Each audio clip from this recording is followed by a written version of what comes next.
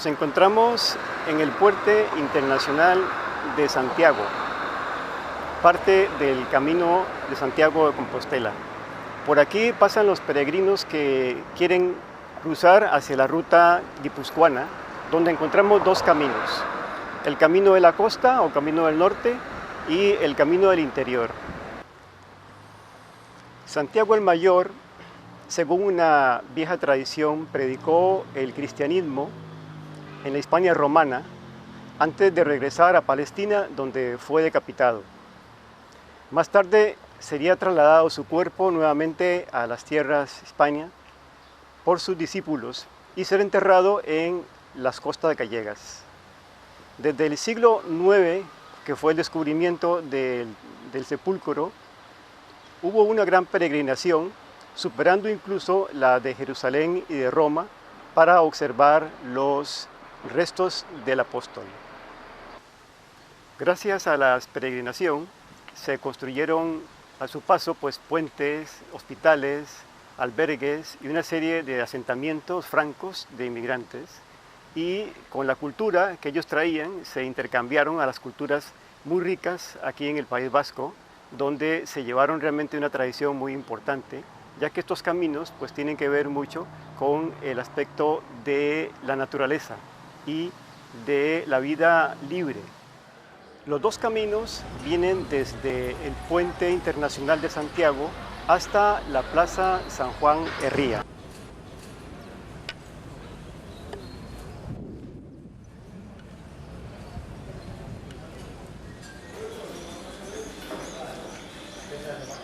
Y precisamente aquí es donde se dividen los caminos, tanto el de la costa como el del interior. Nos encontramos en un edificio llamados albergues, que son para resguardar a los peregrinos, a los caminantes que van a Santiago de Compostela, donde cansados del camino vienen aquí a curar sus heridas, a comer y a descansar. Que tienen baños, tienen literas para dormir, y existen unas personas muy importantes aquí que son los hospitaleros, y también hay mujeres que son personas que se encargan de cuidar, de proteger a estos peregrinos que vienen con sus ampollas, con sus incluso enfermos, para que sigan su camino. La generosidad es algo también muy importante en el Camino de Santiago, ya que, como hemos visto en estos albergues, los hospitaleros que atienden a los peregrinos, pero también el pueblo de este lugar, de este valle, estos valles vascos, la gente es muy amable. La generosidad también habla el maestro Samael en su libro Educación Fundamental, justamente un capítulo dedicado a ello, a la generosidad. Habla de generosidad, por ejemplo, en amar a un perro, habla, por ejemplo, de generosidad en cuidar a las personas, entusiasmarse con el bien de las personas, sentir incluso alegría por el bien de las personas y angustia por aquellas personas que lo pasan mal, incluso aquellos que supuestamente se han declarado enemigos nuestros. La generosidad es un atributo del alma, un atributo del ser, que debe de manifestarse libre y espontáneamente. Así pues, en estos lugares los peregrinos generalmente encuentran esa generosidad interior que siempre han tenido dentro, pero que no habían descubierto. Es muy importante entonces realmente estos caminos, no solamente como una meta, sino más bien algo interior en las personas, porque algo cambia al alejarse completamente del mundanal ruido, del trabajo, de amigos, de familia, de aquello que siempre hacemos momentáneamente, pues nos encontramos más a nosotros mismos y encontramos eso que es la generosidad. Así pues, este Camino de Santiago realmente despierta en los seres humanos aquello que está escondido, aquello que realmente lo tenemos todos. Generosidad es olvidar, como dice el maestro Samael, olvidar aquellas rencillas y aquellas cosas que tenemos, no guardarlas, olvidarlas completamente. Y eso realmente es una verdadera y auténtica alegría.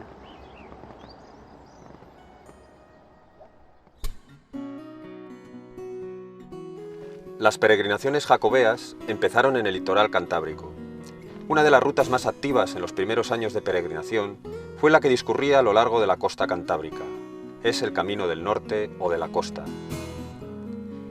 Mientras que las tierras navarras y castellanas, que debían de atravesar los peregrinos provenientes de Europa, se encontraban amenazadas por los musulmanes, el camino de la costa era, sin lugar a dudas, mucho más seguro, aunque la costa era montañosa y despoblada por aquel entonces.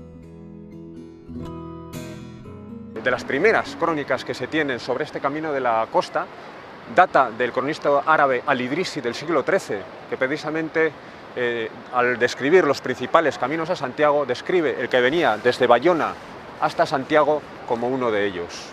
Precisamente aquí en Guipúzcoa, donde nos encontramos, existe una leyenda, una antigua leyenda de la existencia de 7 vírgenes negras.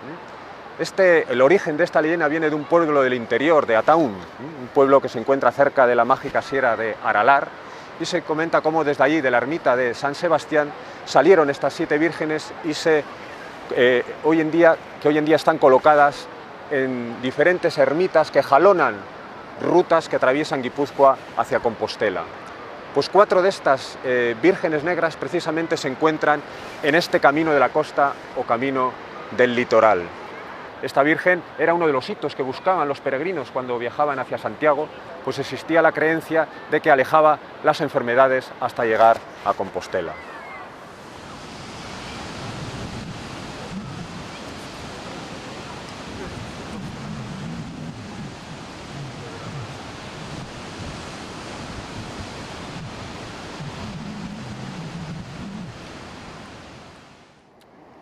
Siguiendo la ruta jacobea, que va desde Zumaya hasta el santuario de Itziar, cerca del camino podemos observar los acantilados rocosos que se extienden por todo el litoral, entre Zumaya y Deva, que constituía en sus tiempos un puerto al cual acudían los peregrinos desde el norte de Europa para seguir el camino por la costa.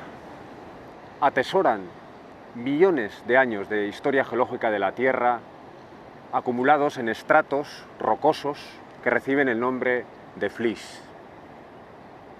Estos acantilados nos alertan de los peligros en el camino. Nos recuerdan a lo que nos decía el maestro Samael, que este camino es conocido como la senda del filo de la navaja, estrecha como el filo de una navaja, con abismos a uno y otro lado. Esta senda está llena de peligros por dentro y por fuera. Las tentaciones en el camino a las que somos sometidos, los falsos profetas, el intelectualismo, el materialismo, el laberinto de las teorías, el orgullo místico, son algunos de los peligros que nos acechan. El caminante, el peregrino de este camino interior, no debe de dejarse adormecer por una falsa sensación de comodidad, de seguridad. Al contrario, el caminante debe de aprender a vivir peligrosamente, de momento en momento, de instante en instante, porque realmente el yo de la psicología, el ego, nos acecha peligrosamente desde el subconsciente, tratando de seducirnos en el engaño para hacernos caer. Cuando Vizcaya se constituyó fue a partir de 7 merindades. Lo mismo ocurre con la capital. Bilbao también se constituye sobre 7 calles, que está aquí reflejado en la creación de Vizcaya como territorio y Bilbao como ciudad. En Bilbao encontramos la única catedral, aparte de la de Santiago de Compostela, dedicada al apóstol Santiago. Es significativo que el camino guipuzcoano acabe en un alto denominado el Alto del Calvario de Maya. El Calvario de Maya, es decir, está indicando el final de una etapa. Encontramos con cosas un calvario, con destacables, remarcables, y de Maya, como por Maya, ejemplo un pentagrama Maya, el velo de en Maya, uno de los rosetones, Maya, en el rosetón Isis, que da hacia el Soberta. oeste. Maya también. Sin embargo, el asunto del Calvario ya es tratado en la época gótica por el maestro cantero Rasines Montañés, que se dedicó.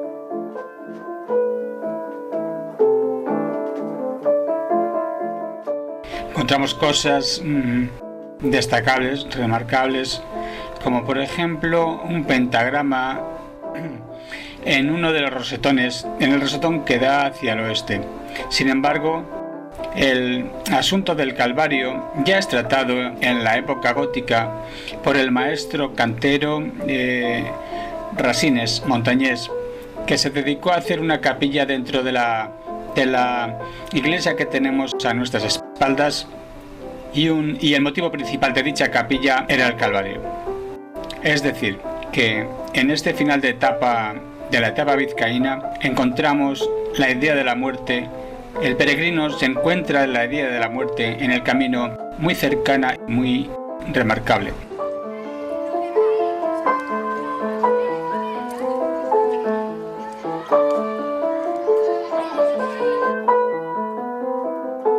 Sin embargo, la idea de la muerte no coincide con el final de la etapa.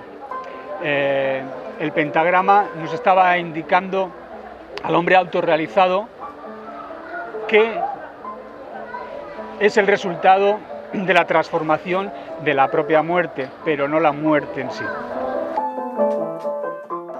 Todo esto está un poco conectado con la idea de muerte y transformación. La pentalfa ya nos indicaba el hombre autorrealizado, y un poco más adelante vamos a encontrarnos con una población denominada Berrión. Berri significa suceso, novedad, noticia, y on bueno vendría a significar como la buena nueva, la buena noticia. Es decir, el final de la etapa concluye ahí con un halo de esperanza para el caminante, que a pesar de haberse tenido que enfrentar al recuerdo y al hecho de la muerte, que en nuestra enseñanza ya sabemos lo que significa, muerte del mí mismo, transformación y que conduce a la autorrealización, como es el camino, como nos lo está indicando el Camino de Santiago, que es el camino de la alquimia, el camino de la autorrealización, el camino de la muerte, el camino de la buena nueva.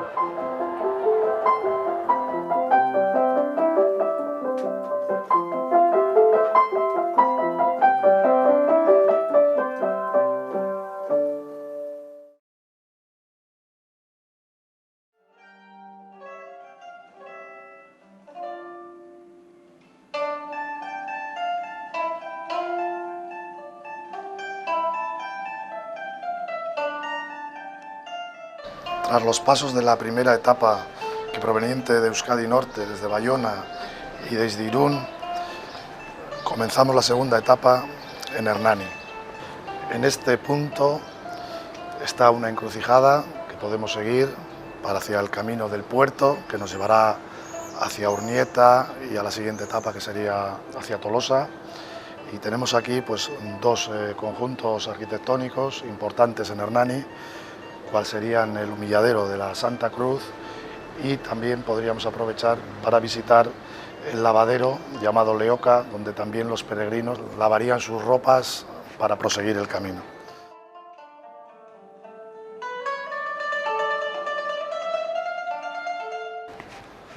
Recordemos que los humilladeros cumplían la función como de protección para el peregrino. El peregrino pues se acercaba a los humilladeros para pedir esa protección, para hacer el camino pues lo más seguro, porque bueno, siempre hemos sabido de los peligros de estos largos caminos.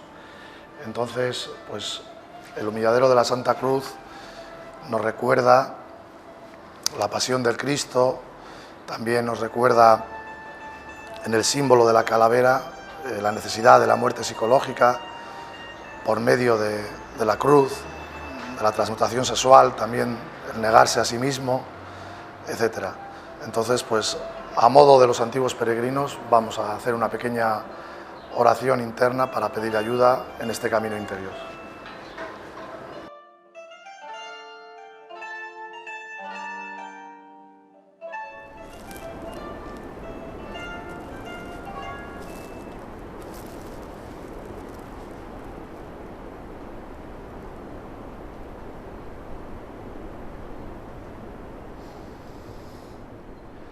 Estamos en el collado de Mulisco Gaña, en las estribaciones del monte Onyi, a 200 metros del mojón que hace frontera entre las localidades de Hernani y Urnieta, paso del Camino de Santiago. Merece la pena que el peregrino se desplace hacia este lugar para sentir la energía y la sabiduría de nuestros antepasados los atlantes. En este enclave megalítico, singular en la zona, en la cual abundan diversos yacimientos de este estilo, se atribuye su construcción a la raza atlante o los gentiles, en euskera gentillac. Por eso a estas construcciones ciclópeas se les llama gentillarri, piedras de los gentiles. En nuestra mitología vasca se hacen innumerables referencias a nuestros antepasados, los atlantes. Incluso existe un nombre para los cromlechs, denominado Mairu Baratzak, o huerta de los moros, indicando la tez oscura. ¿Podrían ser estos habitantes de tez oscura anteriores a los gentiles? Existe en vasco un dicho antiquísimo que dice: Gure aurrekoak onak ziren, beren aurrekoak hobiek, eta orain iritsi da raza perru txikie, que significa: nuestros antepasados fueron buenos, sus antecesores mejores, y ahora ha llegado esta raza pequeña, perra.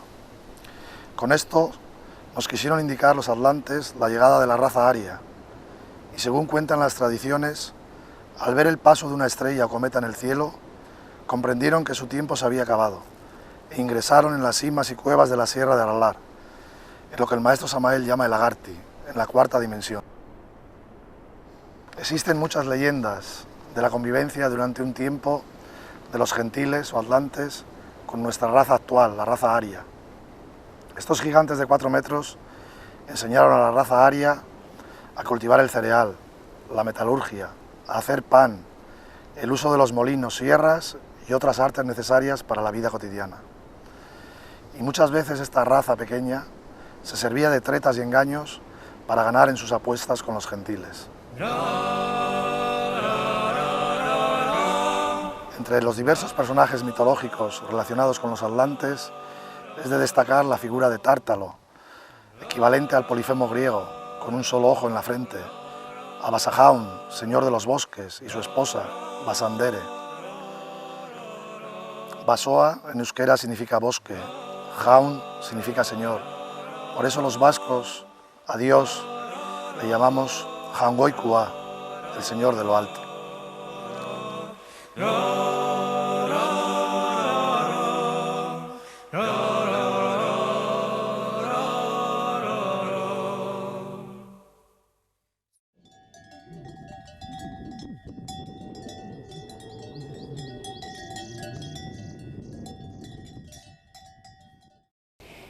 Además del camino de la costa, muy conocido para llegar a Santiago, y del otro camino llamado el camino francés o camino de Roncesvalles, que va por ahí más al sur, tenemos aquí en el País Vasco una tercera variante, una tercera alternativa para llegar a Santiago.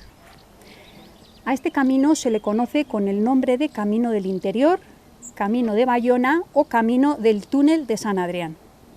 Y precisamente estamos ahí, delante del túnel de San Adrián. En ese túnel hay una ermita. Entonces, lo que confunde un poco es que esa ermita no venera al Santo Adrián, sino a la Santísima Trinidad. El nombre que se le da a este lugar en euskera nos da una pista de que realmente es en honor de la Santísima Trinidad, y es que en euskera se llama Sandatri de Leizarrate. Sandatri nos quiere decir Santísima Trinidad. ¿Y por qué Leizarrate? Leizarrate significa fresnedo, y es que aquí cerca hay bastantes fresnos, y el fresno siempre ha sido un árbol sagrado en la tradición, en el paganismo vasco, además del roble. Fue una época de mucho apogeo, la Edad Media. Por aquí concurrían peregrinos, se cree que incluso más que por la ruta del camino francés. Dentro de este túnel había casas, cuadras, capilla, taberna, debía de haber de todo para abastecerse, para cubrirse, para descansar. En este túnel, que tenía forma de fortaleza, y dicen incluso que había un castillo en la parte superior de la roca, había por supuesto un guarda e incluso un alcaide. Un alcaide de los que hubo aquí en el túnel de San Adrián debió de decir en una ocasión que él era un personaje principal en Europa, porque ante él incluso los reyes se descubrían. Luego veremos por qué, pero no mentía. A mi espalda, a la izquierda, las excavaciones a las que antes hemos hecho referencia y que, como he dicho, nos hablan de la antigüedad de la ocupación humana en esta gruta.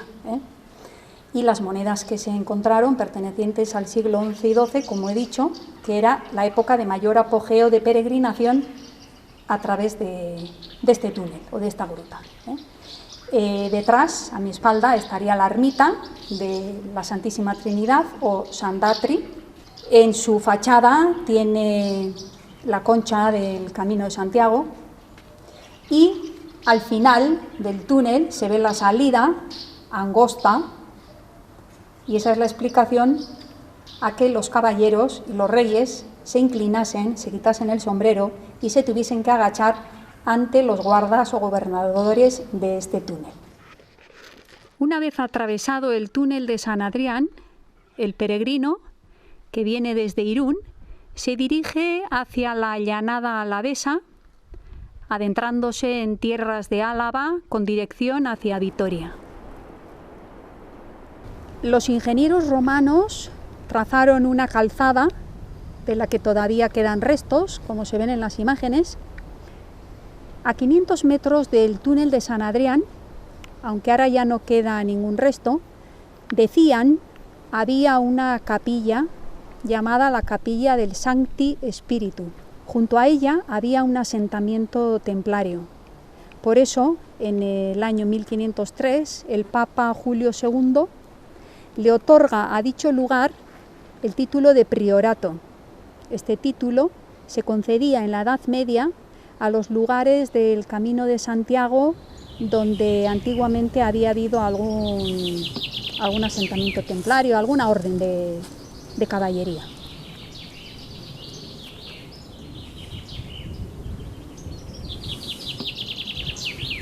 Estamos ahora en el santuario venerado por los alaveses de Nuestra Señora de Estíbaliz, patrona de Álava.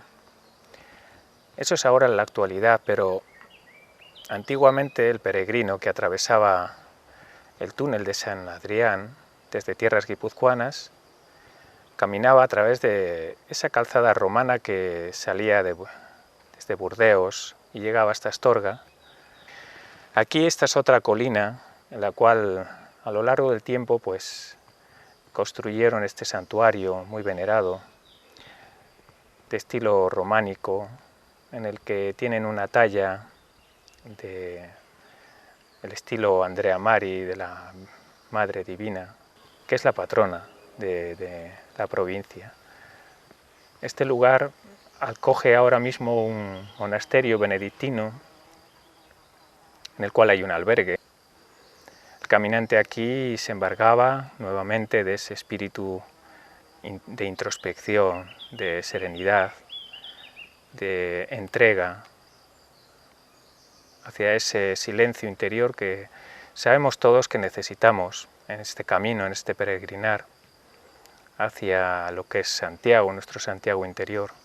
Siempre tenemos que tener en cuenta que este caminar físico para todos nosotros es una alusión a ese caminar interior, ese deber que tenemos para nuestro real ser. Este santuario de Estíbaliz fue santuario y fue fortaleza. También sirvió de protección a los peregrinos, de acogimiento, de renovación de fuerzas. Es una de las joyas del románico y del gótico posterior de Álava.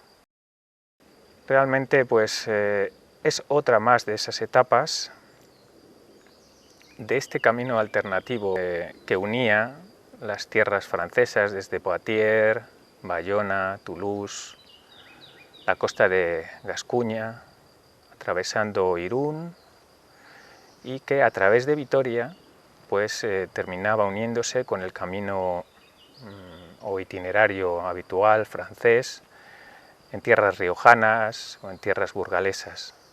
Una vez el peregrino abandona el santuario maravilloso de Estíbaliz, reconfortado en su ánimo, calmado en su espíritu, continúa por esa antigua calzada romana que le llevará por los aledaños de la antigua colina aldea de Gasteiz, cuando aún todavía ni siquiera tenía el nombre de Vitoria.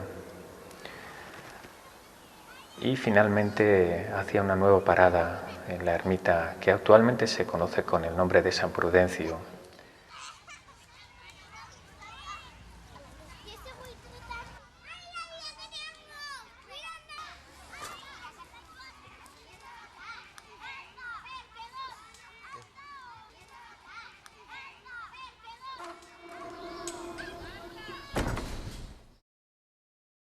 San Prudencio, venerado por todos los alaveses, realizó su labor en el siglo VII, una labor evangelizadora, conciliadora.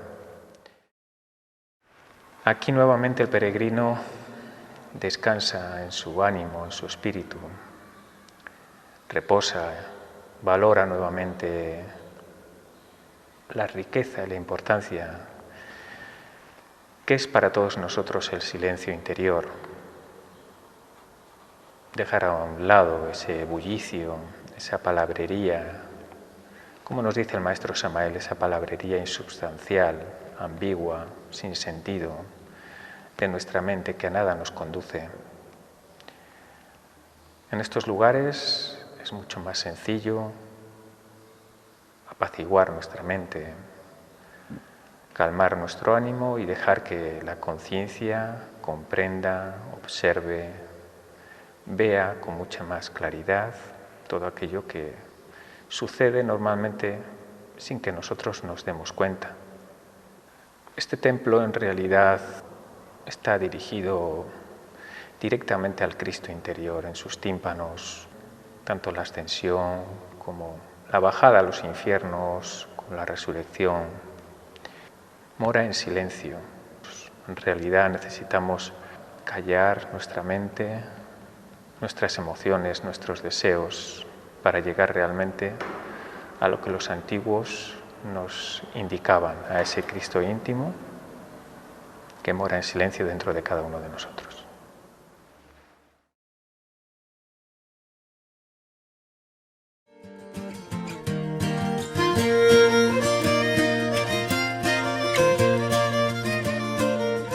Estamos en Liébana, un lugar mágico por excelencia, el principio de la historia de la peregrinación tiene que pasar necesariamente por este lugar.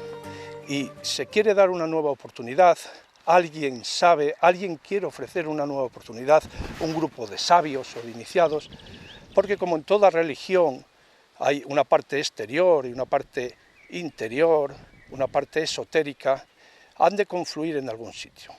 La creación, la gestación de esta historia, en el prólogo, pensamos que puede estar en este lugar, en este sitio tan mágico y maravilloso. En ese momento, precisamente antes de descubrir la lauda de Teodomiro, el lugar donde Santiago se supone que estaba enterrado, antes de eso, Liébana, nos da a entender algo sobre un libro mágico, unos textos que se habían barajado desde el primer cristianismo. Es el libro que lleva en sus manos Santiago, el Apocalipsis de San Juan. El siglo IX saca a la luz la tumba de Santiago. En los siglos anteriores se estaba gestando. Realmente en este lugar se está preservando los principios anímicos, los principios esotéricos, que aún no han sido deteriorados. Por lo tanto, sería este el lugar donde se generaría la primera participación del Camino de Santiago, que más adelante Alfonso II proyectaría en toda una caminata. Tiempo después de muerto el beato de Liébana, es cuando puede gestarse una nueva idea.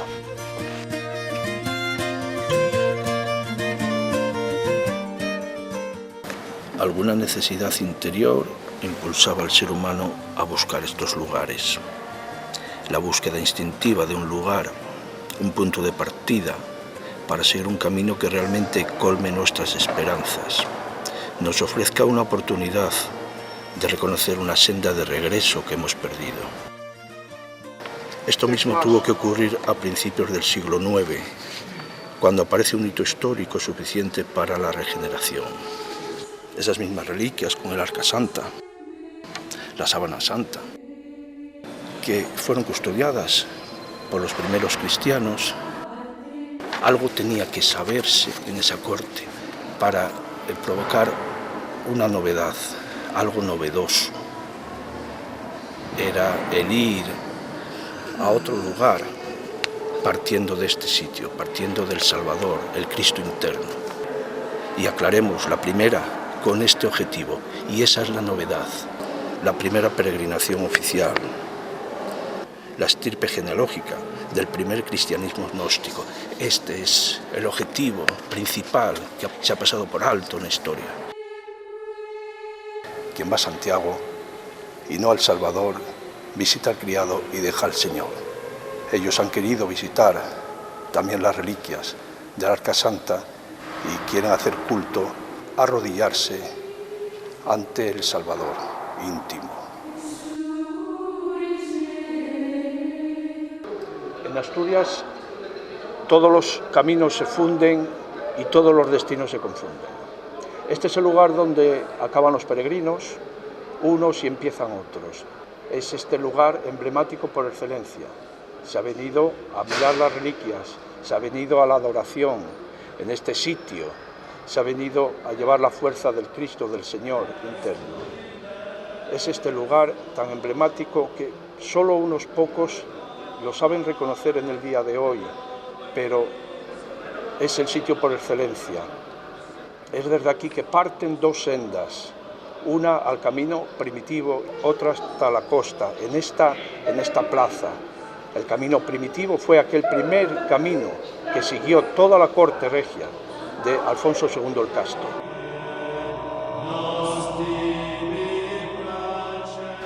Caminata, oración y ofrenda son los elementos constitutivos de la tradicional y auténtica peregrinación.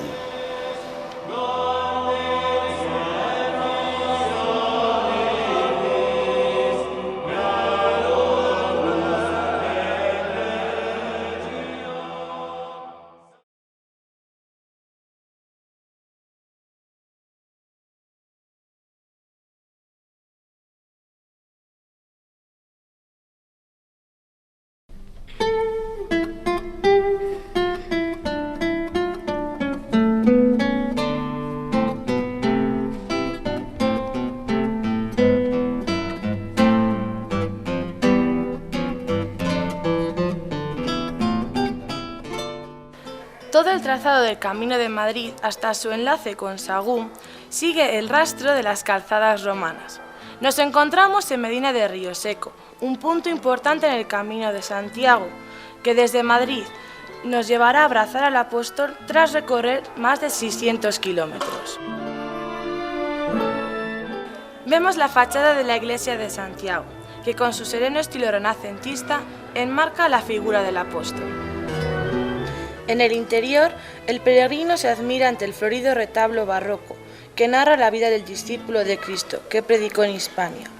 Este retablo contrasta con la austeridad del paisaje castellano, que acompaña al peregrino en su caminar. Desde aquí, el peregrino sigue su camino por la Rúa Mayor hasta la dársena del Canal de Castilla.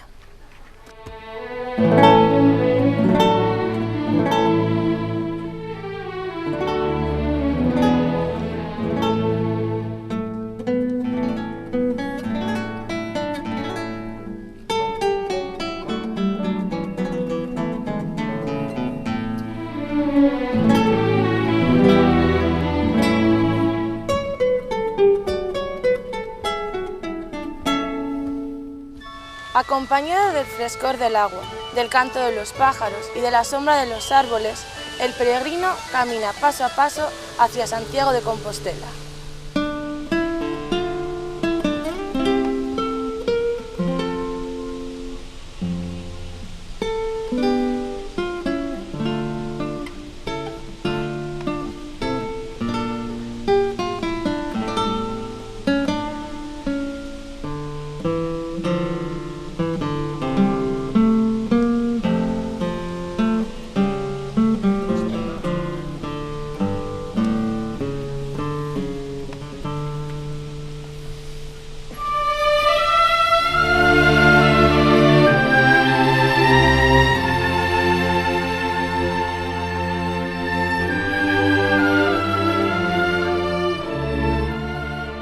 Nos encontramos en Urueña, una bella ciudad de la provincia de Valladolid, situada en la tierra de Campos, muy próxima al Camino Santiago de Madrid.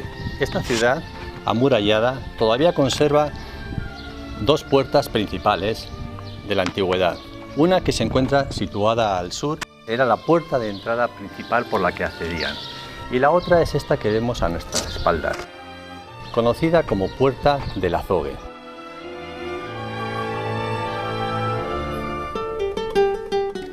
Atravesando la Puerta del Azogue, llegaremos a la iglesia de Santa María de la Asunción, también conocida como iglesia de Nuestra Señora del Azogue. Recordemos que azogue también significa mercurio. El retablo mayor es de estilo barroco y está presidido por la imagen de la Inmaculada Concepción, aunque la talla más valorada es la escultura del Cristo atado a la columna, recibiendo los latigazos.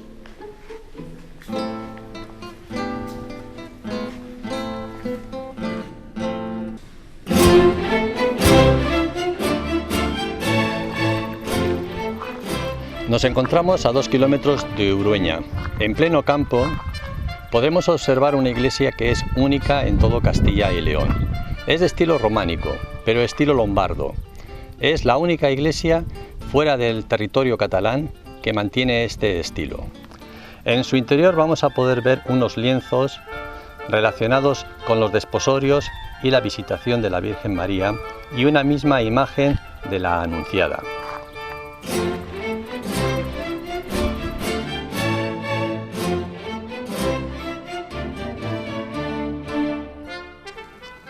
El simbolismo de este lugar no nos deja lugar a dudas, pues hace referencia al trabajo con las aguas genesíacas. El azogue, el mercurio, es una clara representación de esas aguas con las que hay que trabajar y hay que sublimar para que se produzca el misterio de la Anunciación. El trabajo es arduo, difícil, como la climatología de aquí, de Castilla, del interior de la península. Ese trabajo se halla claramente representado por ese Cristo atado a la columna que está sufriendo esos latigazos. El mercurio es, pues, ese agua bendita que quien la bebe jamás tendrá sed. Si nos queda alguna duda, hemos de decir que Urueña tiene su origen en el antiguo idioma ibérico, que significa manantial de agua. Tampoco se nos olvida el hecho de que azogue significa mercadeo.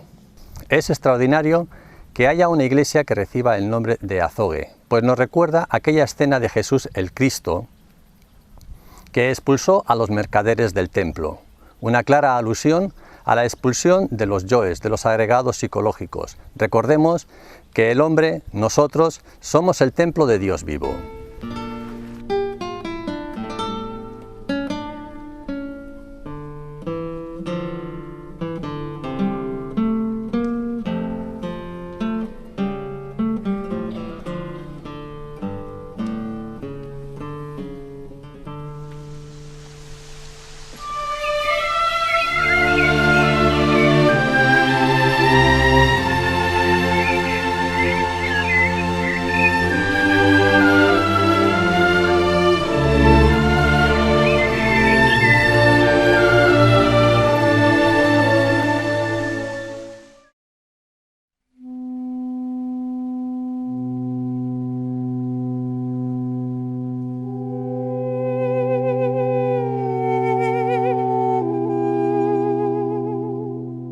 Camino del Sureste los que partían de Murcia y de Alicante. Y de ahí ya iban a Toledo, que entonces Toledo era la capital de España. Kilómetro cero. Y de Toledo ya tiraban para arriba para... Bueno, de Levante es toda la costa del este, que es por donde sale el sol. Entonces llega hasta el norte, hasta Barcelona. Queremos hacer un apunte, y es que en el camino que va a Santiago, todos los caminos que llevan a Santiago, en este del sureste ocurre exactamente igual, que siempre en el camino te encuentras lugares que son venerados. Aquí estamos también en este punto, que es la ermita de San Pascual Bailón, un santo muy venerado aquí en la zona, que era un pastor donde tuvo una aparición aquí en este lugar.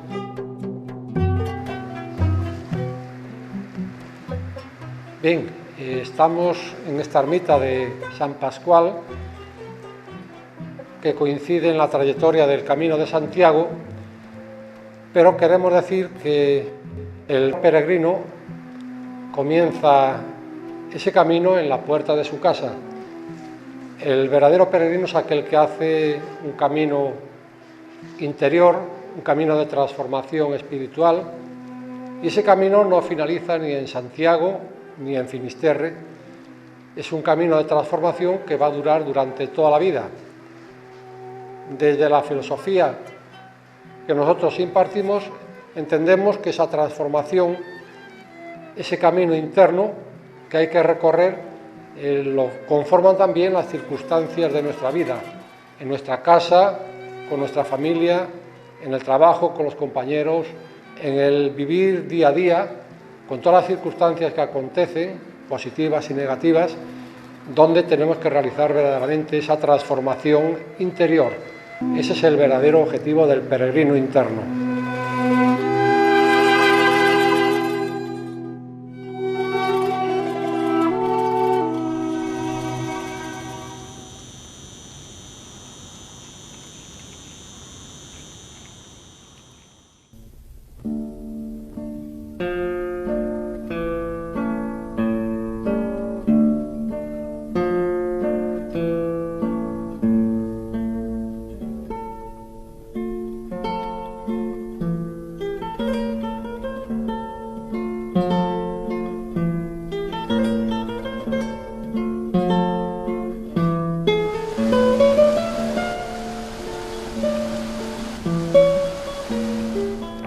Allá por el siglo IX, finales del siglo IX, se descubrió la tumba del apóstol Santiago. A raíz de ese hecho, no solamente ya Jerusalén y Roma fueron enclaves de peregrinaje, sino que también la ciudad de Compostela fue otro foco de atención que acaparó también a toda la comunidad cristiana que vivían en los reinos árabes, a todos los mozárabes. Y de ahí arrancó este camino mozárabe, que tiene su trazado principal desde Granada, pasando por Córdoba hasta Mérida, y luego hay otros ramales secundarios que enlazan Almería con Granada, Málaga con Baena y Jaén con Alcaudete. Este camino mozárabe, en su trazado general, aprovechó vías de comunicación ya establecidas por los romanos. Estamos precisamente en una calzada romana que se apoya justo en un puente con 5 ojos nada menos. En estos senderos de peregrinaje, los reinos cristianos del norte estábamos en plena reconquista, siglo XI, XII, XIII, y las vías de peregrinaje se establecieron, como decíamos, en base a calzadas ya trazadas por los romanos. Y a partir del siglo XVI hubo una serie de arquitectos en la provincia de Jaén que trabajaron intensamente y dejaron estela de sus conocimientos esotéricos en todas las construcciones de aquella época, y naturalmente las poblaciones por las que, o muchas de ellas por las que transcurre este camino mozárabe, tienen mucho contenido de orden esotérico. Queremos referirnos a Andrés de Vandelvira, que junto con su padre, Pedro de Vandelvira, fueron 2 arquitectos de la provincia de Albacete pero que trabajaron mucho tiempo, muchos años, en estas zonas de las tierras de Jaén, las del Santo Reino, concretamente en la ciudad de Úbeda, en la ciudad de Baeza y naturalmente en la ciudad de Jaén. Este mismo personaje, Pedro Francisco de los Cobos, le dio proyectos y encargo de proyectos arquitectónicos a los dos, al padre y a Andrés de Valdelvira, sobre todo al hijo, Andrés de Valdelvira. Y Andrés de Valdelvira hizo su máxima construcción en Jaén, en estas tierras del Santo Reino, precisamente levantando la catedral de esta ciudad, la catedral renacentista de Jaén. Peregrinos cristianos, naturalmente, que vivían en los reinos musulmanes y que decidieron en su momento hacer este peregrinaje a la ciudad de Santiago de Compostela. En esta época el propio rey encomendó a la orden de Calatrava, concretamente, levantar, reconstruir, construir castillos, fortalezas en estos lugares por los que atraviesa esta ruta mozárabe. Que al mantener la relación este personaje con los arquitectos, al ser él un miembro importante de la Orden de Santiago, pues les volcó muchos conocimientos de orden o de tipo esotérico que luego estos constructores también dejaron reflejados y plasmados en las construcciones. La ubicación de los pueblos, la ubicación de los lugares por donde discurría este camino, pues todos tienen un contenido muy profundo esotérico, que entronca con el sentido simbólico y esotérico que tiene el Camino de Santiago.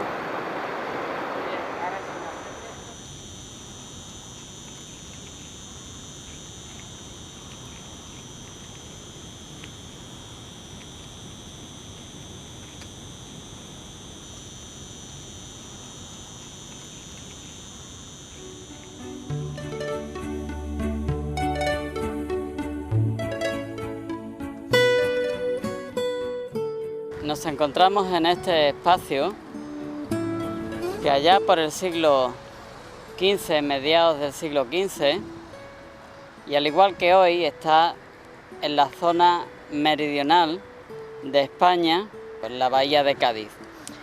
Estamos en la ciudad del puerto de Santa María. Fue durante esa época del siglo XVI y mediados del XV donde se desarrollaron espacios georreferenciales como este que estamos aquí, la ermita de Santa Clara, que era muy visitado por caminantes que salían a hacer sus rutas comerciales, encomendándose para pedir buena suerte en su viaje, y a la vuelta pues igualmente daban gracias por el viaje resuelto.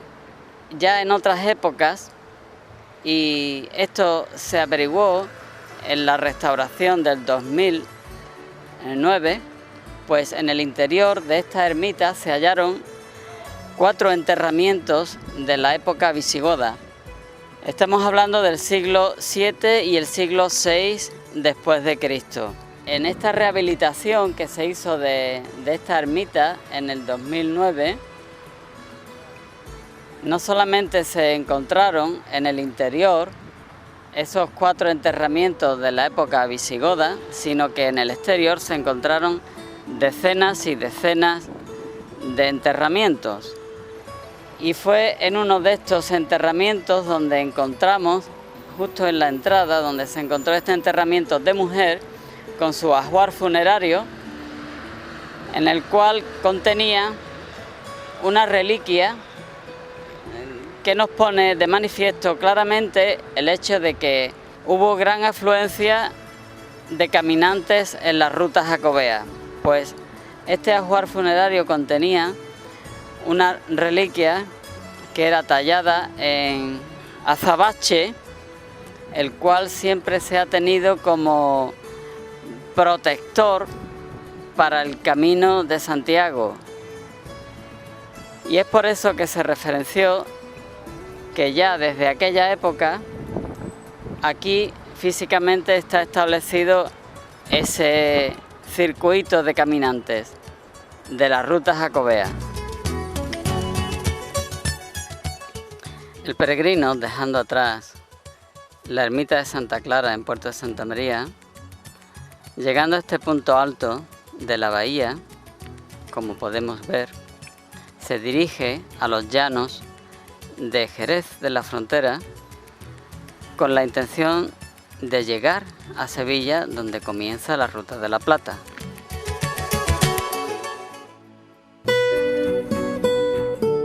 Ese es el mayor de los enemigos, el que nosotros tenemos dentro de nosotros mismos, en forma de desaliento, en forma de miedo, en forma de angustia. Tras el encuentro con esos obstáculos, realmente el camino comienza.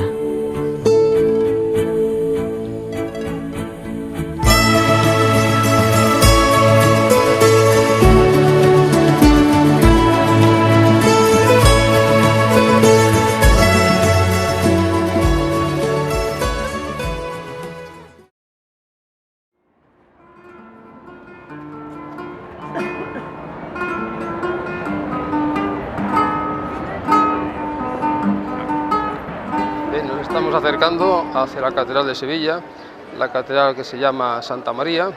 Es una catedral muy extensa, es superior en extensión a todas las que hay en la cristiandad, incluso superior a la de San Pablo en Londres y a la del Vaticano en Roma.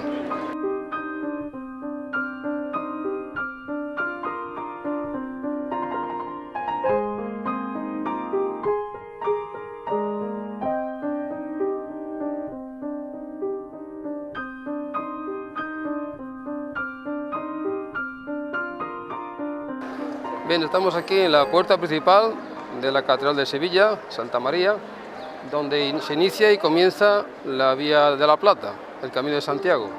Tenemos en esta portada de la Asunción de la Catedral al apóstol Santiago, que vemos ahí al fondo con su báculo, con su calabaza y también con sus ornamentos del gorro y la vieira en la frente.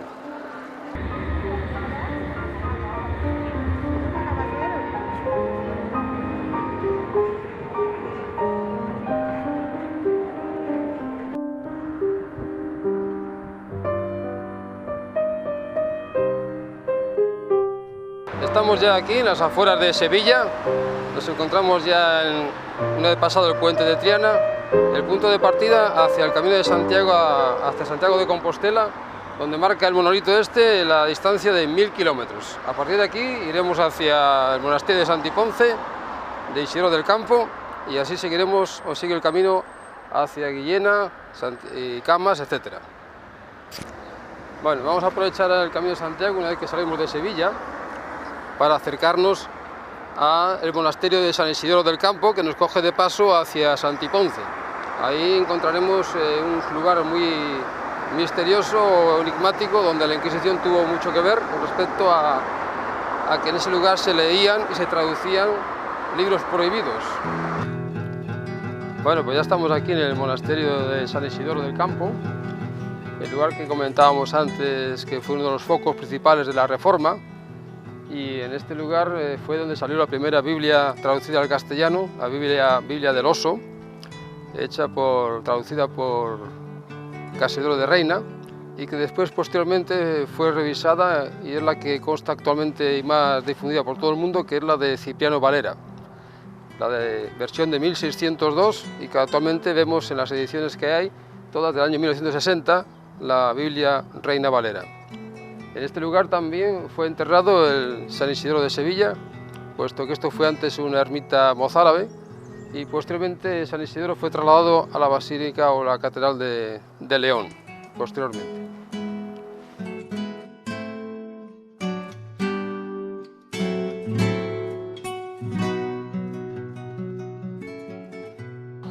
Este monasterio fue cedido a los cistercienses en el siglo XVI, que fue también uno de los primeros focos de la Reforma en España, ya que en su interior se leyeron y tradujeron libros prohibidos por la Inquisición. Algunos monjes fueron ejecutados y otros tuvieron que huir, como el caso de Casidoro de Reina, traductor de la primera Biblia castellana, y como decíamos antes, revisada por Cipriano de Valera en 1602.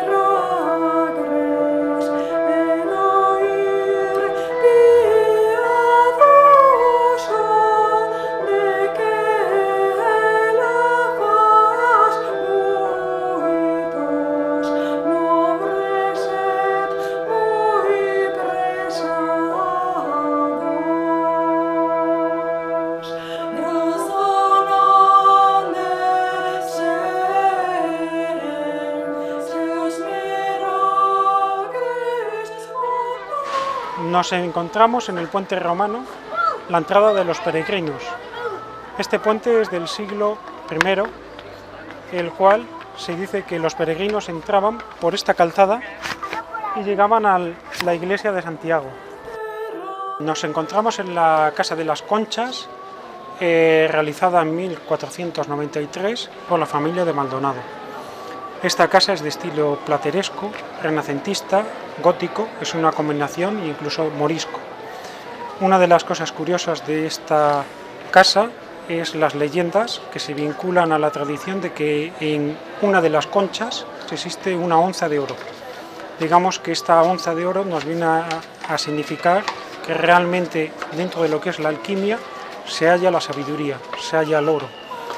Otra de las cosas es que la familia Maldonado están vinculadas a los comuneros. Los comuneros, Mario Rosso de Luna nos habla que precisamente fue un movimiento muy interesante en el cual Pedro Maldonado, uno de los generales que fue ajusticiado, participó en esta revuelta contra Carlos V. Lo que realmente ellos estuvieron luchando es por el establecimiento de una religión práctica, digamos, por la anulación de la Inquisición e incluso de una economía justa. Entonces digamos que Mario Rosso de Luna nos trata este aspecto. Y bueno, pues realmente cuando toma relevancia la Orden de Santiago es con la abolición de la Orden del Temple en el 1312. A partir de ahí Mario Rosso de Luna nos comenta también que los templarios pasan a formar parte de la Orden de Santiago.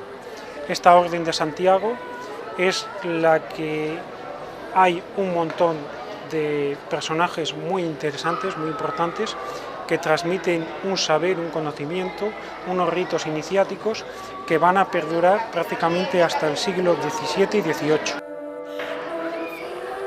Nos encontramos en la Universidad de Salamanca, una de las más importantes, en el cual hay famosas leyendas referentes a que realmente las personas que quieran alcanzar el doctorado tienen que buscar la rana, una famosa rana que está ubicada en esta fachada plateresca.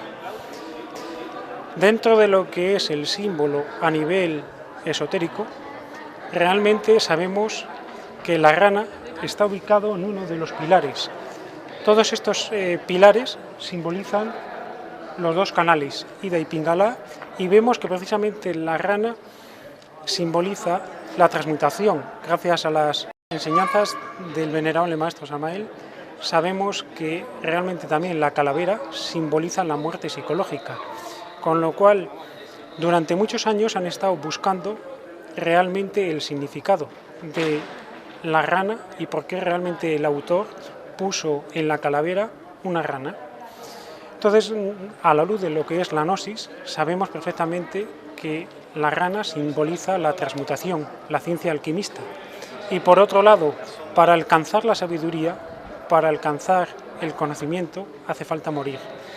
Y ahí tenemos las claves de esta fachada. Realmente, si queremos alcanzar la sabiduría, el conocimiento, tenemos que aprender a morir y tenemos que nacer a través de lo que es la ciencia alquimista.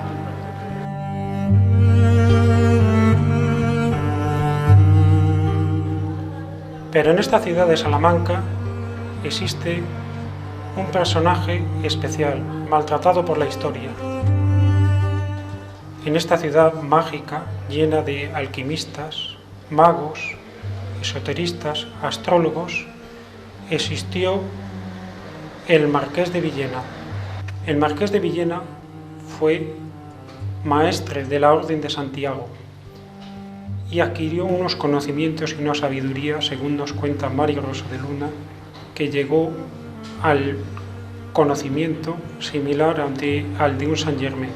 El Marqués de Villena se dice, según la leyenda, que venía en este lugar misterioso y acudía a recibir enseñanzas de un extraño personaje que se decía que era el diablo.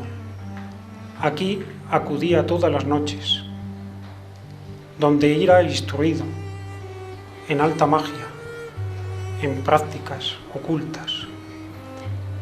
Se dice que así estuvo años tras años.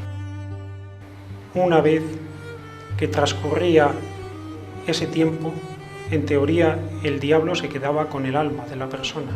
Pero el marqués de Villena, como el mito de Fausto, engañó al diablo y logró llevarse el conocimiento y la sabiduría, y no quedó encadenado a él.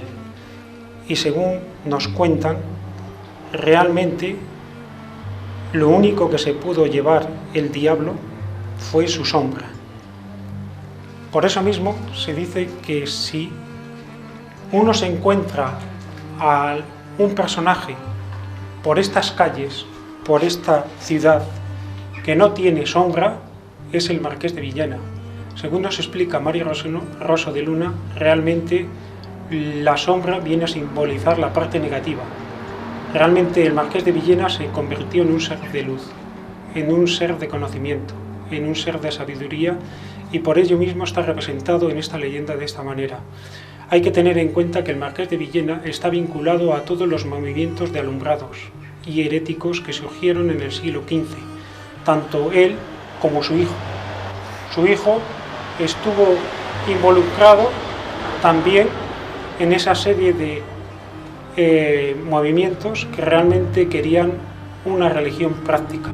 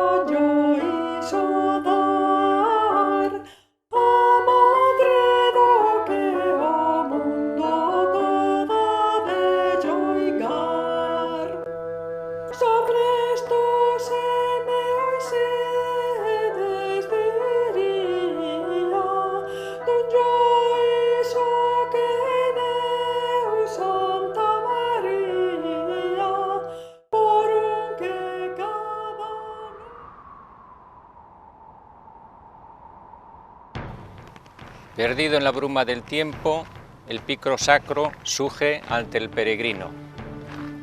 Es una de las montañas más bonitas, míticas y conocidas de Galicia. Por su base pasa la Vía de la Plata, desde la que algunos peregrinos subían a su cima para ver por primera vez Santiago de Compostela y las torres de su catedral. Es una montaña sagrada por tradición, de ahí su nombre: Pico Sacro, Pico Sagro, Monte Sacro, Monte Sacrum. También Ilicinus, Ilicino, con los romanos. Es una montaña de composición de cuarzo, que es una rareza en estas tierras gallegas en que la base son el granito y la pizarra. Está la ermita de San Sebastián, que es una reconstrucción con algún resto de la que en su día el arzobispo Gelmírez, un poco después de la aparición del sepulcro de Santiago, mandó construir aquí con un cenobio que la cuidaba.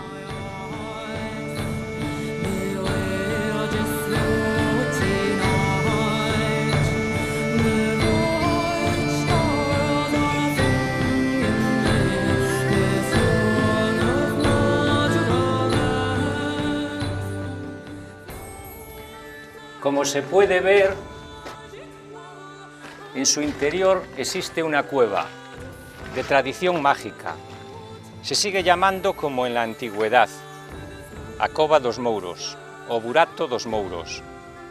Según la leyenda y el Códice Calistino, cuenta que a raíz del descubrimiento del sepulcro del apóstol Santiago, los discípulos del apóstol le pidieron a la reina Lupa, que era la señora del lugar, que les prestase una carreta con los bueyes para trasladarlos a Compostela, el Campo Stellae. Dice la leyenda que la reina Lupa, que era aliada de los romanos, los mandó al Monte Sacro para que allí les destruyese un dragón que había y unos toros salvajes. A punto de ser devorados por el dragón, los discípulos de Santiago hicieron la señal de la cruz. En ese instante se murió el dragón y los toros salvajes se amansaron, sirviendo fielmente para trasladar el cadáver del apóstol. A raíz de estos hechos, la reina Lupa y sus vasallos se convirtieron al cristianismo. En su interior existe el cuarzo del que estamos hablando. Este pico solitario, de unos 530 metros de altitud, es visible desde decenas de kilómetros de distancia. A su vez, desde su cima, se pueden divisar todos los alrededores con un radio de 50 kilómetros.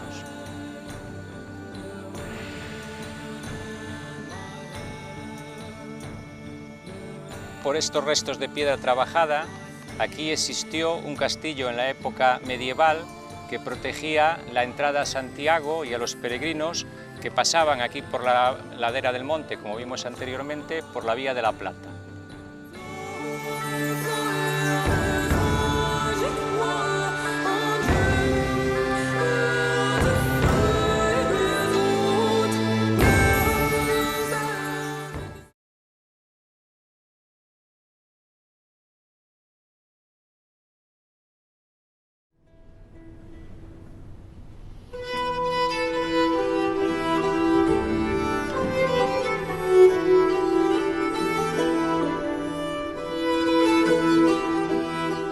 Cataluña conecta con el camino jacobeo desde el primer momento. De hecho, el culto religioso en estas tierras catalanas pues lo están demostrando. Una tradición muy conocida nos dice incluso que el apóstol Santiago pues, predicó en estas tierras, en Barcelona, en Lleida y en Zaragoza.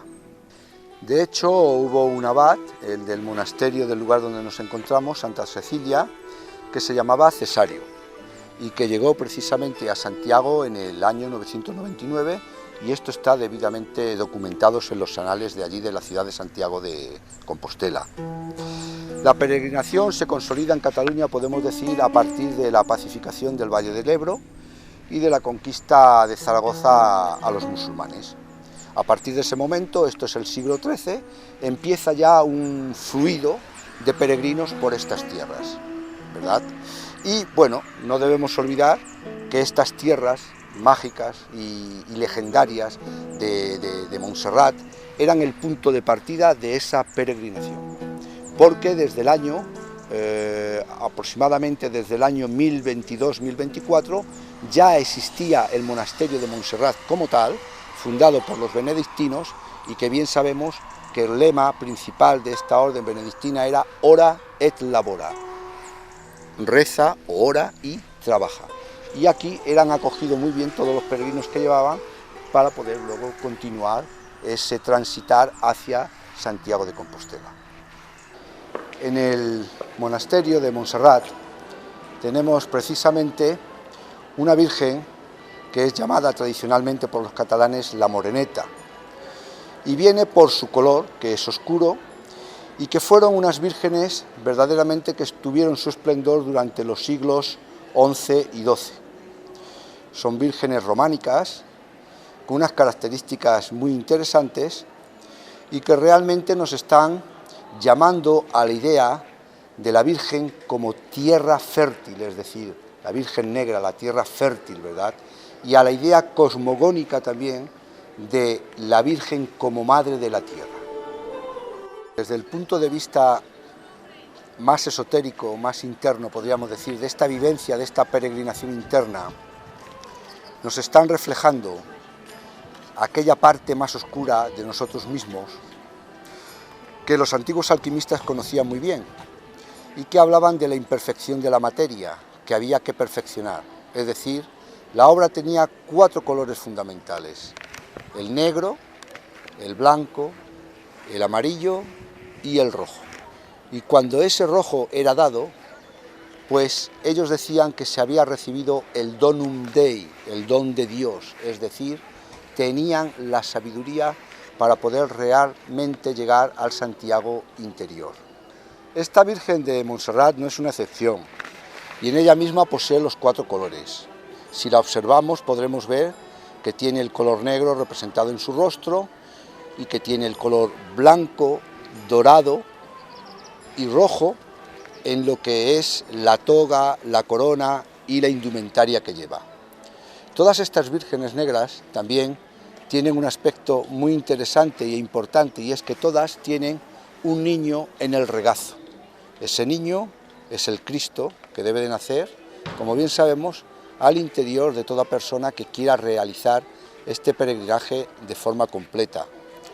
El Camino de Santiago ha sido siempre interpretado de 2 formas. La forma externa, que se hace por inquietud espiritual, devoción, fe, y aquella que realizaban otras personas en un grado, podríamos llamarle superior, y era de aquellos que iban buscando indudablemente la perfección de sí mismos. Y a través de etapa tras etapa, a través de esa andadura, por ese camino transitable, a veces tan dificultoso, a través de todas esas penalidades físicas que se podrían pasar, pues estaban alegorizando ese cambio y esa transformación interna. Todo esto se iba realizando de forma progresiva hasta llegar a Santiago de Compostela, que era el culmen del culmen, es decir, hasta haber obtenido el refinamiento de Santiago, que es la representación del mercurio, la representación de ese elemento fundamental de la alquimia. En definitiva, Santiago es la expresión de ese patrón de la gran obra que toda persona que tenga un mínimo de inquietud interna y espiritual debería ir reflexionando profundamente en él para ir conociéndolo, ir trabajándolo, ir acercándose a él y, en definitiva, ir hermanándose y fusionándose con él, es decir, asimilar internamente el Santiago interno, ese del que nos habla el venerable maestro Samael Aun Weor y el que a través de las enseñanzas gnósticas indudablemente conocemos que debe ser trabajado.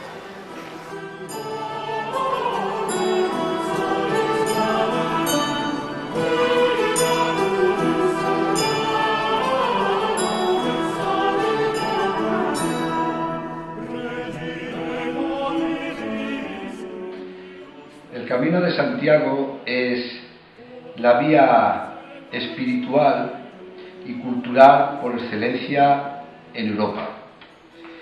Y el territorio francés, evidentemente, que tiene una parte muy importante. Hay varios caminos en Francia, pero uno muy interesante es el llamado la Vía Lemovicensis.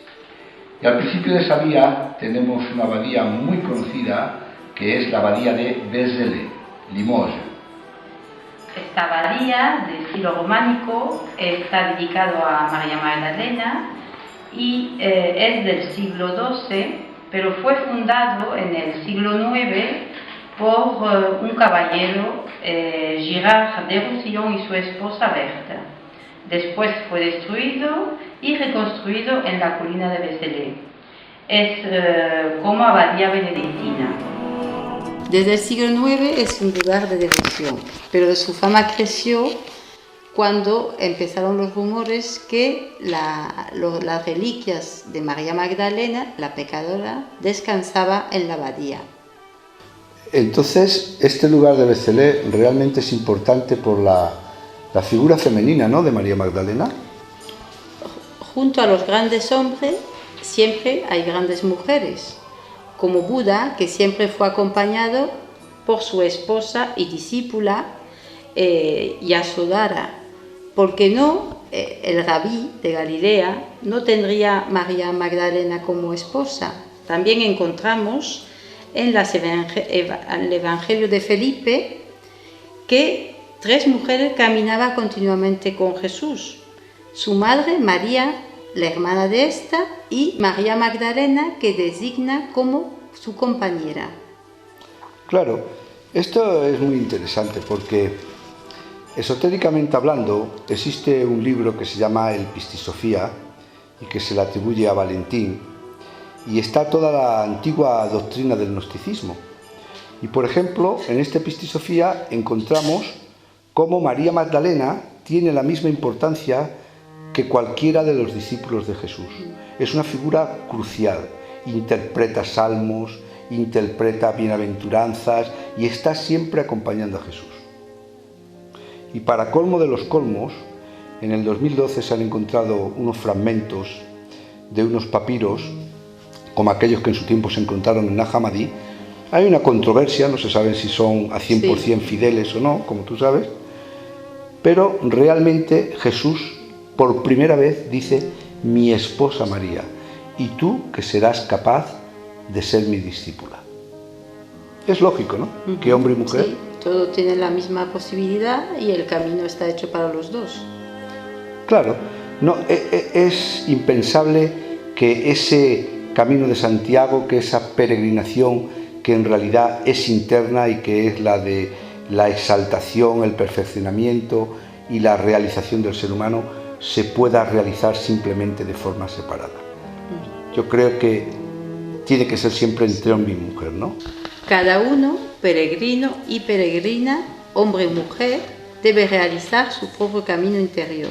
Pero llega un momento donde es indispensable que caminen juntos de la mano. Este es el sendero del matrimonio perfecto, que culminará con la autorrealización.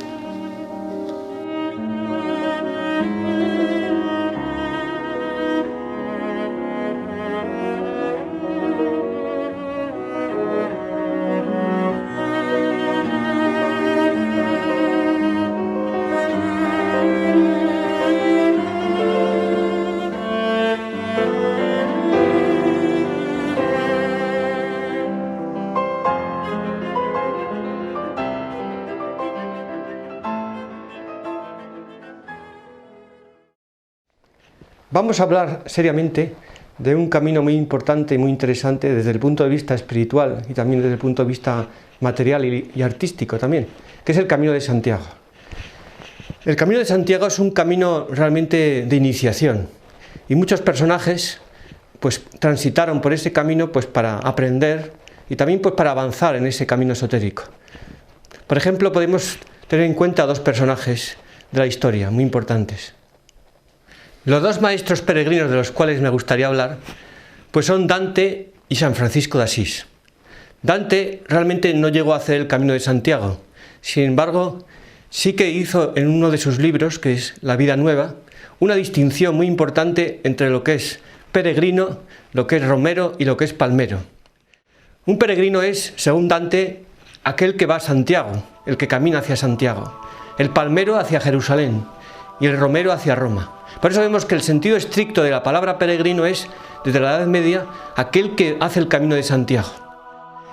Por otra parte, también el libro más importante, la obra más importante de Dante, que es la Divina Comedia, se relata una iniciación y un peregrinaje a través de diferentes reinos superiores e inferiores. Es decir, Dante viaja simbólica y también esotéricamente desde el infierno, luego pasa al purgatorio y luego finalmente al cielo, donde están pues la divinidad y donde está María, la Virgen María, etc.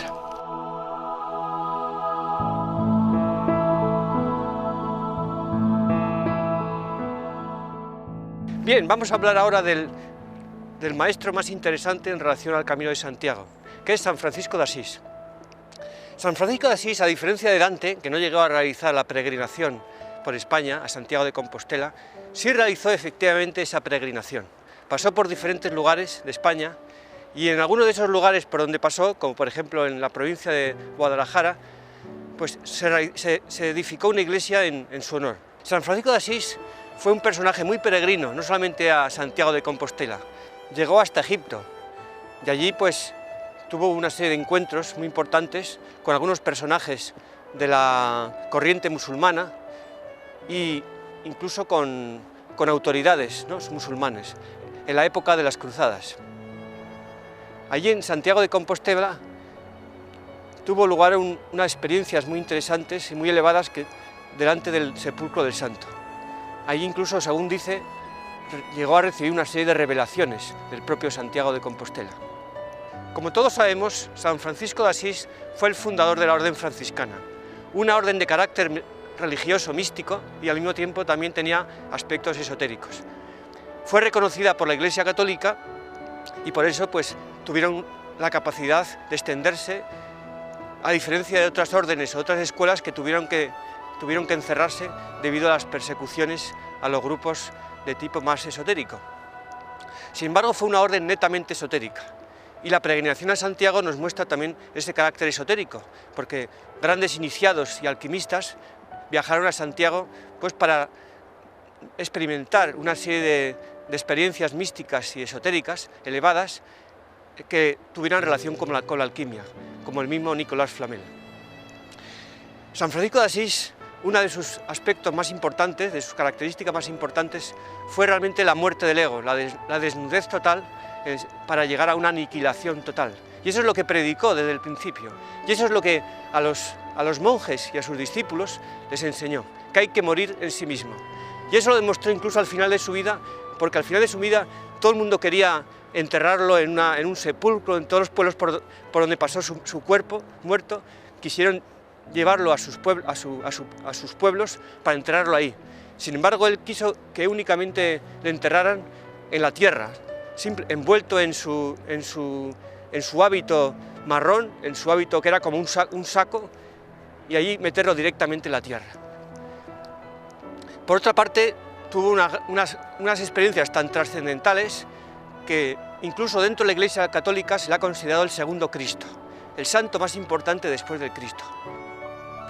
Él, sin embargo, al final también predicó que su orden, con el paso del tiempo, se iría degenerando, iría perdiendo ese sentido místico, esotérico y de muerte radical, de tal manera que incluso antes de su muerte, sus discípulos quisieron cambiar la regla para hacerla más ligera y menos dirigida a la muerte del ego. Pues bien, San Francisco de Asís vemos que le dio una gran importancia al Camino de Santiago. Por eso él quiso desde muy pronto viajar a Santiago. Para él su meta era Santiago.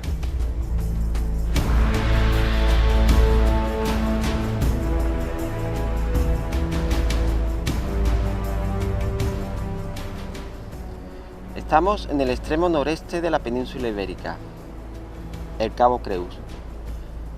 Allá, a más de 1000 kilómetros, tenemos Santiago de Compostela. Por aquí no pasa el camino tradicional de Santiago, pero ¿qué hacemos aquí presentando este lugar tan agreste? Vamos a ver un poco ese misterio con ayuda de un mapa. Cabo Finisterre, lo unimos con este punto y tenemos una línea recta. En esa línea recta está la ciudad de Lugo, Lucus Augusti, la ciudad sagrada de Augusto, el gran emperador romano. Prolongamos esa línea, llegaríamos a la ciudad de Roma. Desde el siglo I a.C. tenemos una historia muy interesante. Julio César vio conveniente dejar como sucesor al futuro, se llamaría en el futuro Octavio Augusto. Bien, con 18 años lo hizo ahijado suyo, lo envió a la escuela de Apolonia, una escuela de misterios. Una escuela de misterios es donde se estudian los misterios del espíritu y se enseña a los estudiantes, a los aspirantes, a cristalizar el alma y autorrealizarse. Bien, pues en esta escuela estudió junto con el futuro emperador un tal Marco Vipsanio Agripa. Este señor fue gran general, hizo grandes conquistas para Roma y además fue un gran arquitecto. Con el tiempo, estos estudiantes de esta escuela de Apolonia, situada en lo que es hoy Albania, pues pasaron a la élite del imperio. Octavio Augusto se convirtió en emperador y Marco Vipsanio Agripa fue el encargado de engrandecer y dar solidez a estas conquistas, a este imperio. Los principios ideológicos, filosóficos y religiosos de la Escuela de Misterios de Apolonia florecieron en la práctica en la cristalización de un imperio gobernado por la ley, el número, el orden, la geometría. Estamos en esta línea imaginaria que pasa por este cabo de Creus, que termina en el cabo Turiñán, junto al cabo Finisterre, y esta línea recta formaba el eje principal de este imperio romano, tal como lo concebía Agripa. Si cogemos el mapa y le trazamos un eje vertical y hacemos una cruz con esta línea imaginaria, ¿qué tenemos? Tenemos el río Nilo, Egipto, y así alrededor de este eje un círculo.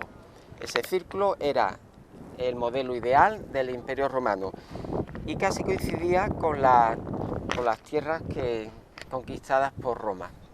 Así pues, tenemos un imperio, unos principios espirituales, arquetípicos, plasmados en el planeta Tierra. Tenemos que anteriormente había una ruta de peregrinación en el ámbito de este imperio romano, porque también todas las civilizaciones tenían sus peregrinaciones. El templo de Venus Pirinea acogía a los peregrinos que venían de Roma, del Mediterráneo, y desde aquí iniciaban a través de una calzada romana, más bien pequeña, de la que se conservan muy pocos vestigios, y ya se encaminaba en línea recta hasta la ciudad de Lugo, cruzando el norte de la península ibérica. Ese sería el antiguo Camino de Santiago. Bien, recibía el nombre, como dicen estos autores, de Calis Janus, el camino de Jano. Se caracterizaba por tener dos caras, ¿no? Bueno, dicen que sí, una miraba al pasado y otra al futuro para poder estar en el presente.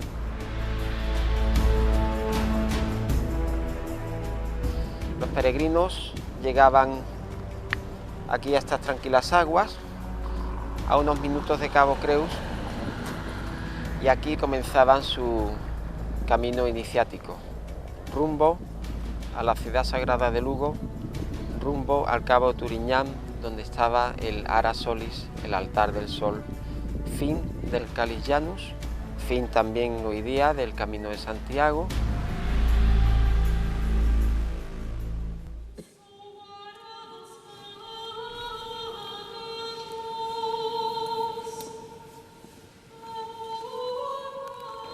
Nos encontramos en la Catedral Gótica de Barcelona, una catedral que está dedicada a Santa Eulalia. Santa Eulalia fue una mártir cristiana del siglo III, que según cuenta la leyenda murió en la posición que podéis ver aquí, en este bajo relieve, en la cruz de San Andrés. Ya sabéis que la cruz normal, cuando entra en movimiento, se convierte en la cruz de San Andrés, lo cual tiene una connotación alquímica muy importante que después en todo caso ampliaremos. Dice la leyenda que tenía 13 años cuando el gobernador de Barcino, la antigua Barcelona romana, decidió perseguir a los cristianos y ella fue a pedir por favor que no se persiguiese a sus hermanos.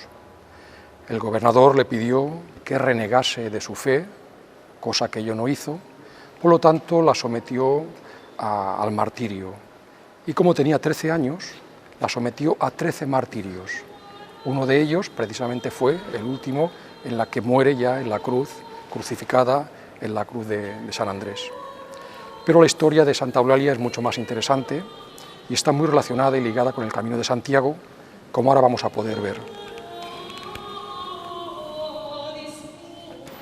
Nos encontramos en el claustro de la Catedral de Barcelona, y es aquí donde realmente vamos a ver una cosa muy interesante, ligada con Santa Eulalia y con el Camino de Santiago.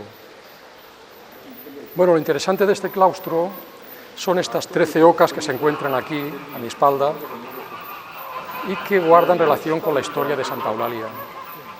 Desde tiempo inmemorial, estas ocas se encuentran aquí. La leyenda popular dice que se encuentra relacionada con los 13 años que tenía Santa Eulalia cuando murió, y también con que era pastora de ocas. Pero en realidad hay un misterio más profundo, porque si nosotros recordamos el juego de la oca, también tiene 13 ocas, que se encuentran en lugares específicos de ese juego. Y el juego de la oca guarda relación con un antiguo camino que transitaba al norte de España y que después de alguna manera fue suplantado por el Camino de Santiago.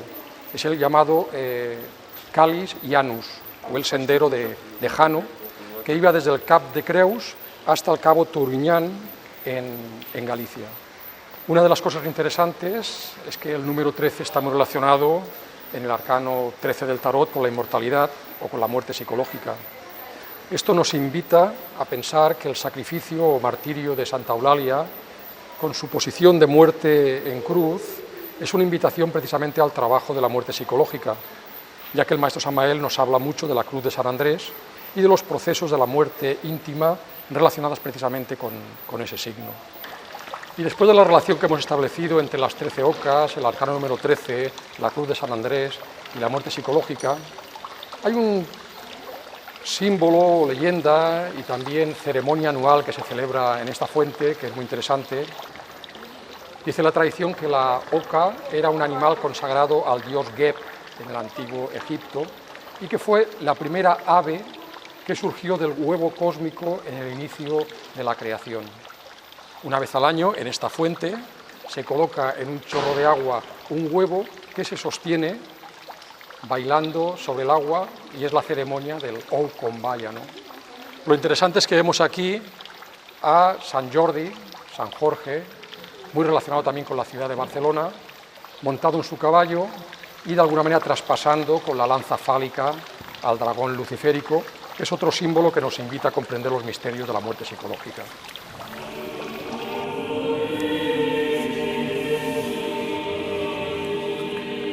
Nos encontramos en la cripta de la catedral, donde se encuentra el sarcófago que contiene los restos de Santa Eulalia.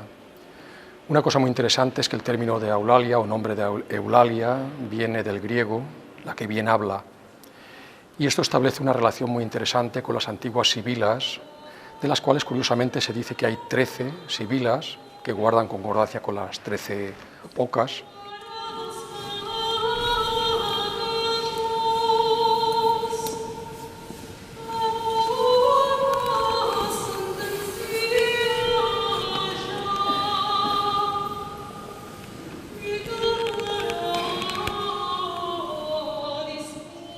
De hecho, aquí en España, en la península ibérica, había más de 100 santuarios dedicados al culto a la diosa Cibeles, que actualmente muchos de ellos tienen la vocación a Santa Eulalia.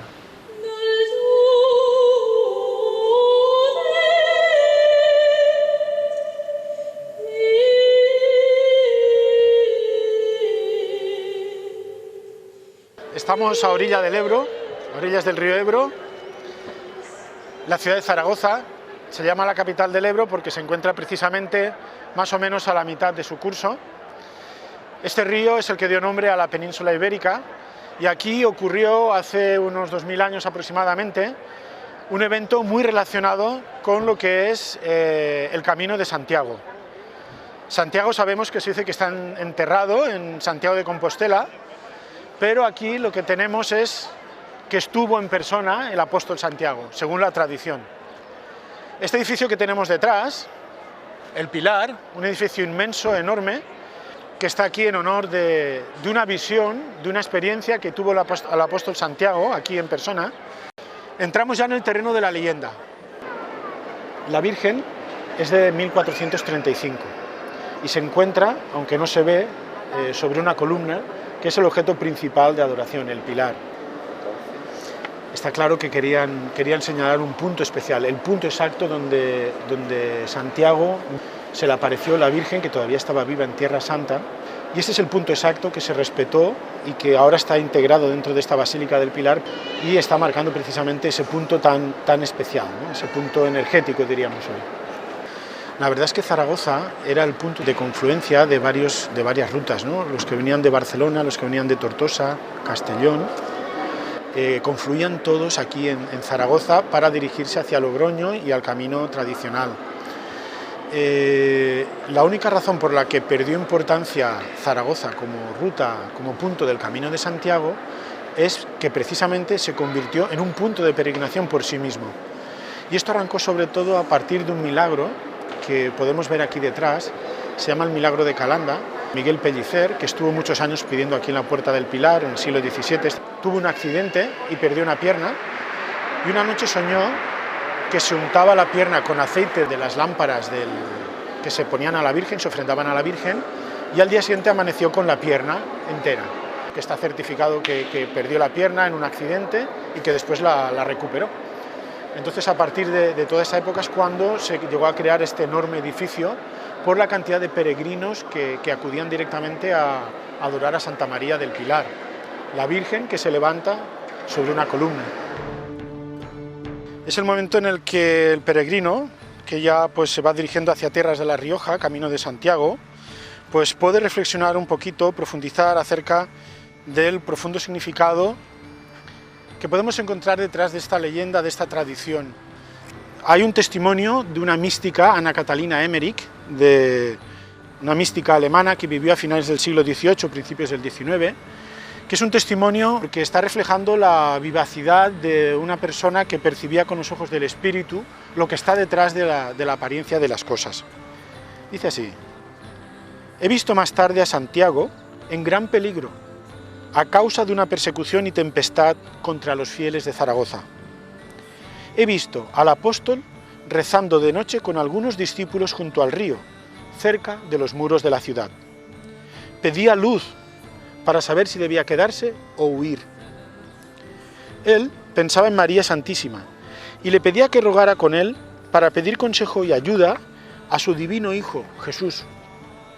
De pronto vi venir un resplandor del cielo sobre el apóstol y aparecieron sobre él ángeles que entonaban un canto muy armonioso, mientras traían una columna de luz, cuyo pie, en medio de un rayo luminoso, señalaba un lugar, a pocos pasos del apóstol, como indicando un sitio determinado.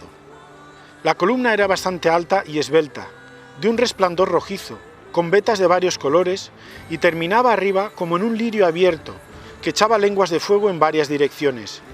Una de ellas iba hacia el occidente, hacia Compostela. Las demás en diversas direcciones. En el resplandor del lirio vi a María Santísima, de nívea blancura y transparencia, de mayor hermosura y delicadeza que la blancura de la fina seda. Vi que Santiago se levantó del lugar donde estaba rezando de rodillas, recibió internamente el aviso de María de que debía erigir de inmediato una iglesia allí. Después que Santiago realizó en Zaragoza lo que María le había ordenado, formó un conjunto de 12 discípulos, entre los cuales he visto que había hombres de ciencia. Estos debían proseguir la obra comenzada por él con tanta fatiga y contrariedades. Como podéis ver, aquí el peregrino de la vida lo que va a encontrar es el lugar donde hace 2000 años la Virgen María, que todavía tenía cuerpo físico en Tierra Santa, se apareció físicamente al apóstol Santiago. Pensad una persona que viaja a lejanas tierras, sin medios de transporte como tenemos ahora, que está sufriendo, que está luchando por entregar una enseñanza, que su vida corre peligro, y se dirige hacia su Madre Divina, y ella le responde.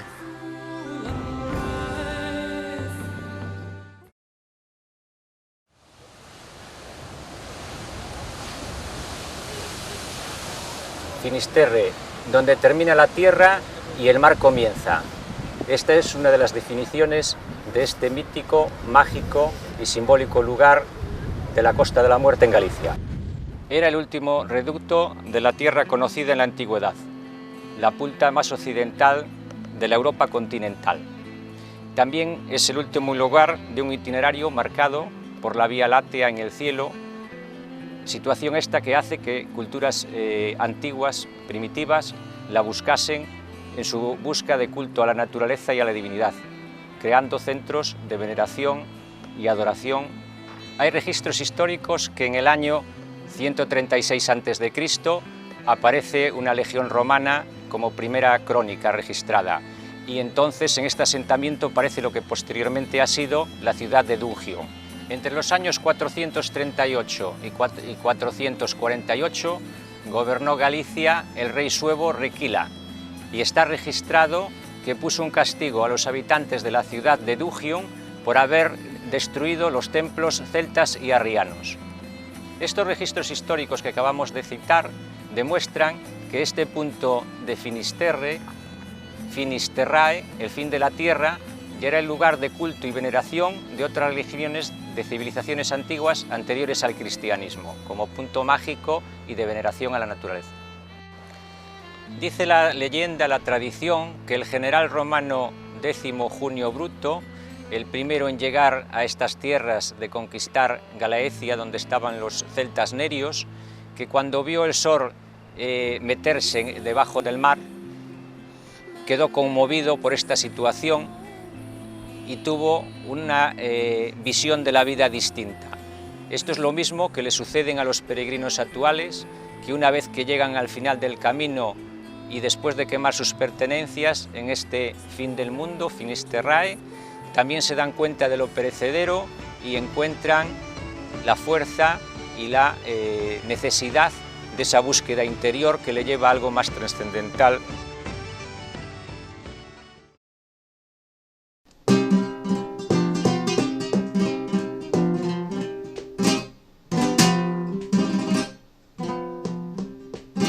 Soy peregrino, soy peregrino. Soy peregrino, con mi mochila cuesta por el camino. Con mi mochila cuesta por el camino. Sitios y villas que te cuentan historias de maravilla. Que te cuentan historias de maravilla. Y estoy perdido y no lo encuentro, y no lo encuentro, ese campo de estrellas que llevo dentro.